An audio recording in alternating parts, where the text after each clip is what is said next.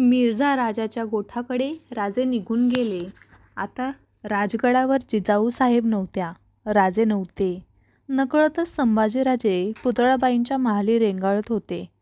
पुतळाबाईंची एकचित्त देवपूजा, कुणबी दासींबरोबर सुद्धा माया ओसंडत बोलणे, राणी वंशातील इतर बाईसाहेबांची अदब राखणे, सखू, रानू, अंबा, बाळीबाई या आपल्या मुलीच आहेत अशी त्यांची देखभाल ठेवणे, थोडकेच पण खूप काळ लक्षात राहील असे घंटानादी बोलणे आणि केवड्यांच्या कणसाभोवती पी धरून बिलगलेल्या असंख्य पात्यांपैकी एकाच पाकळी पात्याने बाहेर डोकावून पिवळ्या धमक उन्हात अंगभर तळपावे तसे त्यांचे सतेज दिसणे, या साऱ्या बाबींचा शंभूराजांच्या मनावर एक खोल ठसा त्यांना नकळतच उमटून गेला होता. मायाळू स्त्रीला आपल्या मायेची दवंडी पिटावी लागत नाही हेच खरं. आपल्या महालात गवाक्षाच्या मिरपीजवळ पुतळाबाई उभ्या होत्या. बाहेरच्या आभाळात दाटलेल्या आणि चिंतावली नजर त्या हरवून बसल्या होत्या.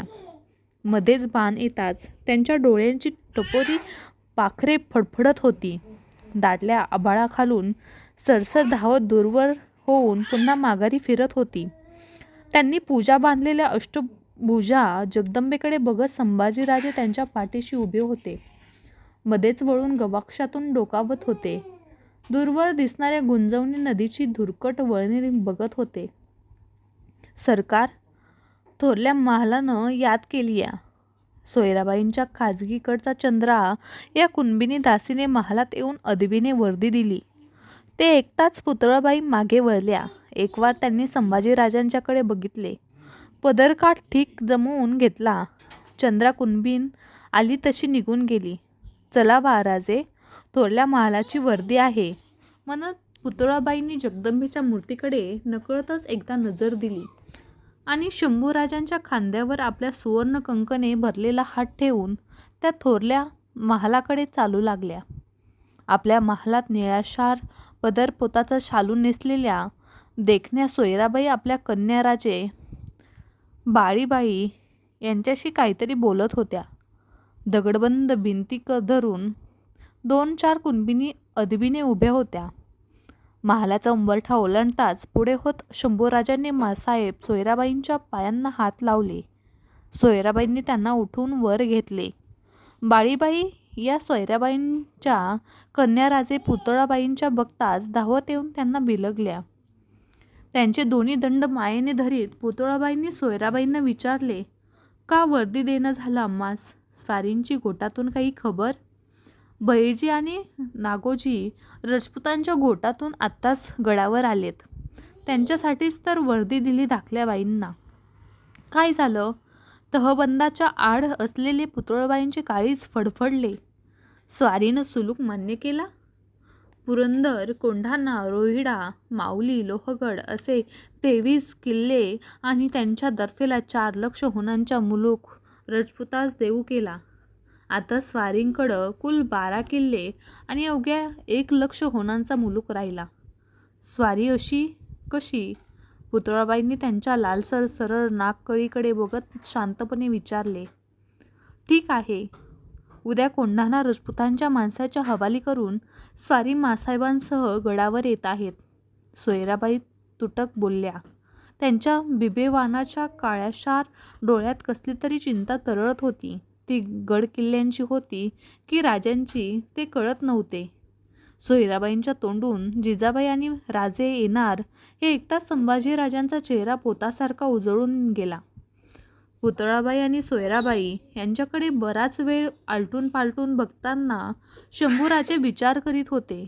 या दोन्ही मासाहेब उजळ आहेत, पण मग एवढा फरक का वाटतो यांच्यात?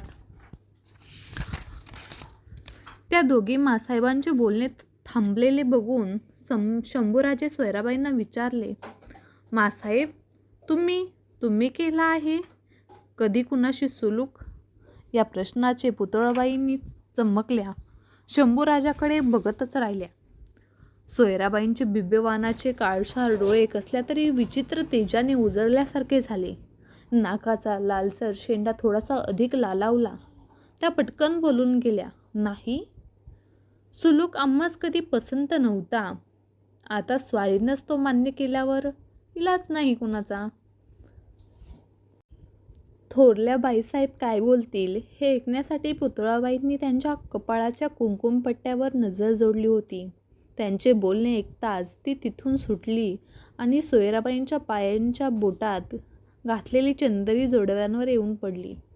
शंभूबाळांना जवळ घेत सोयराबाई त्यांना म्हणाल्या, तुमचं मात्र ठीक झालं.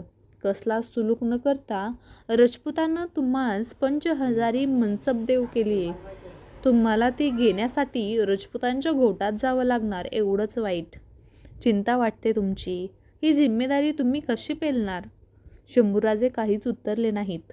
कारण इतके किल्ले देऊन आबासाहेबांनी 5,000 मनसब का घेतली या गोंधळात शंभूराजे गुंतले होते. सोयराबाईंचे बोलणे पुतळबाईंना नीट कळलेच नाही. त्या सादिलवारीने बोलल्या तशाच बोलल्या होत्या. नेहमीच बोलत होत्या. पदरकाठाच्या जर तारी विनेत गळ्यातले मंगळसूत्र अडकले की जसे वाटते तसेच पुतळबाईंना सोयराबाईंचे बोलणे ऐकताना नेहमी वाटत आले होते. काही न बोलताच मग त्या शंभूराजांना म्हणाल्या, चला बाळराजे, कालेश्वरीचं दर्शन घेऊ. पुतळाबाईसाहेबांनी कालेश्वरीला फुलपत्ती चढवली. तिच्या रुद्र मंगल रूपाकडे क्षणभर बघून डोळे मिटून हात जोडले. आई, काळाचा किल्ला तुझ्या हाती असता कसला फितवा केलास हा. तहाचा विपरीत काळ आणलास. राजांना 5,000 सरदारींचं दान देव केलंस. मनोमन असे म्हणताना पुतळबाईंचे जोडलेले हात थरथरले. कपाळीच्या कुंकवाचा जोडपट्टा आकसला. कालेश्वरीचे दर्शन घेऊन पुतळाबाई आणि शंभूराजे परतले. दिवस मावळतीला कलाटणी घेत होता. खरे पठारवर पुरंदरच्या पायथ्याशी मिर्झा राजांचा केशरी रंगाचा शालियाना राजपुती शामियाना उभा होता. त्यांच्या झालीदार कनाती वाऱ्यांचे फडफडत होत्या. समोर तोफ माऱ्यांचे काळवंडलेला पुरंदर खडा होता. राजपुतांच्या शामियानात हिंदुस्थानी तलम नकसदार गालिचांची बैठक अंथरली होती. जरीब तंबूच्या झगझगीत खोळी घातलेले लोड मांडले होते. सोनेरी वेलबुट्टीचा एक उंच हुक्का नक्षीदार चौरंगावर ठेवला होता. त्यांची पट्टेदार काळीबाळी धुरनळी डाव्या हातात घेऊन मिर्झा राजा बैठकीच्या लोडाला रेलून बसला होता. एक कोपऱ्यातील धूपदालनातील कनोजी धुपांच्या धुराची वळी वर उठवत होती. मिर्झा राजासमोर खाली मान घातलेले राजे बैठकीवर मांडलेल्या शतरंजांच्या पटावरील एकमेकांना लागून पसरलेल्या काळ्या बाळ्या चौकटीकडे एकटक बघत बसले होते. ते चौक त्यांच्या जीवाची घालमेल निखरीत होते. निकालो मनुजी, हा गोरासाहेब आपल्या मांडीवर पिसे खोचलेली थोरडी टोपी ठेवून तिने अदबीने बसला होता. तो मिर्झा राजांच्या तोफखान्यावरचा अधिकारी होता. शतरंजच्या अक्कलबाज खेळात त्याला चांगलाच रस होता. राजाच्या पापणीकडे लावाव्यात होत्या. रात्रभर जागून त्यांनी मिर्झा राजांचा मुन्शी उदयराज आणि सूरजसिंह कछवा यांच्याशी तहाच्या वाटाघाटी केल्या होत्या. उत्तर रात्रीला मिर्झा राजांचा 5 कलमी तह मान्य करून त्यावर दस्तखत केली होती. शेल्यात हात बांधून मिर्झा राजांची खालमानीने भेट घेतली होती. या तहाने राजांनी औरंगजेबाला 23 किल्ले आणि 4 लक्ष हुनांचा मुलूक देऊ केला होता. हुकूम होईल तेव्हा औरंगजेबाच्या दक्षिण सुभेदाराबरोबर फौजेनिशी मोहिमेवर जायचे मान्य केले होते. तहाची तामिली होईपर्यंत शंभूराजांना राजपुतांच्या गोटात ओलीस म्हणून ठेवण्यासाठी आणून पोचवण्याचे पत्करले होते. कस्तुरी हरवलेल्या मृगावर रानदवण्यांचा उग्रट वास शोधित फिरण्याची पाळी यावी तशीच राजांची स्थिती झाली होती. या अवस्थेत हा शतरंजचा पट मांडण्यात आला होता.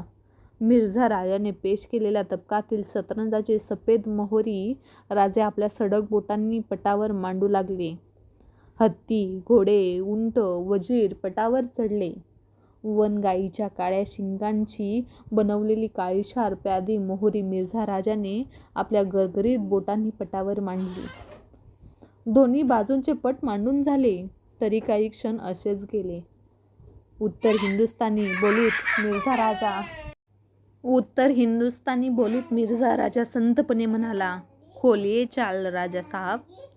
त्यांच्याकडे न बघताच राजे पटावर नजर ठेवून म्हणाले, आप खोलिये राजाजी. हक और दर्जा आपका है. नाही. मिर्झाने पुन्हा एकदा धुराची वळी खोलवर चूस करून बाजूला फेकली. कपाळावरच्या केशरी टिळा चढवीत तो म्हणाला, शतरंज का एक दस्तुरी रिवाज है.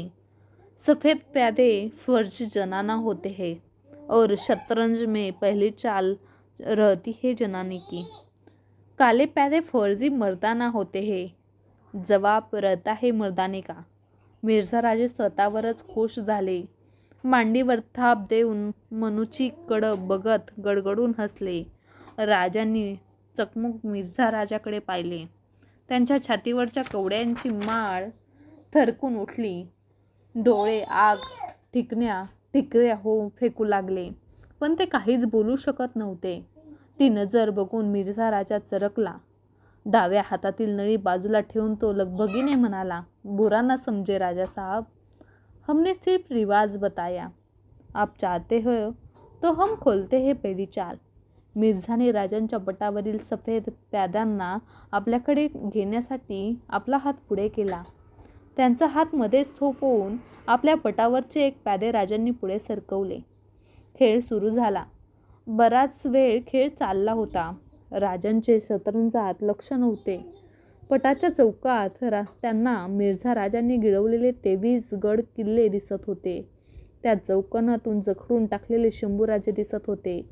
रुमाजावर बसलेला निकोलो मनूचे आपल्या लाल नाकावर दाटलेले घामाचे थेंब अधूनमधून रुमालाने टिपत राजे आणि मिर्झा राजा यांची प्यादीमात टक लावून बघत होता. राजांच्या चाली त्याला विचित्र वाटत होत्या. जनाना आणि मर्दाना कितीतरी प्यादे आता पटावरून हटली होती. एका दबकात एकमेकांना बिलगून खेळ बघत पडली होती. खेळ शेवटच्या भरडाव टप्प्यात आला. एकाएकी मिर्झा राजांनी कौशल्याने आपल्या वजीर पुढे घेत सफेद राजाला शह दिला. एक मोहरे आडवे घालून राजांनी तो शह मोडून काढला. खेळ हातघाईला आला. आता प्रत्येक मोहरे विचाराने हलवायची पाहिजे होते. पुढे काढलेल्या वजीराच्या पाठबळात मिर्झा राजाने आपल्या तिरक्या चालीने उंट हलवला. राजांच्या सफेद राजाला पुन्हा शह पडला. बराच विचार करून राजांनी 2.5 घरे छलांग देणारे आपले दुडक्या चालीचे घोडे आडवे टाकून तो शह पुन्हा मोडून काढला. त्या घोड्याने मिर्झा राजाच्या काळ्या राजाला शह घातला. मनूची एकटक खेळ बघत होता. राजांची घोड्यांची चाल त्याला एकदम आवडली. आपल्या टोपीच्या पिसावरून हाताची बोटे सरासर फिरवीत तो राजे आता आपल्या घोडे कसे हलवतील याचा मनोमन अंदाज करू लागला.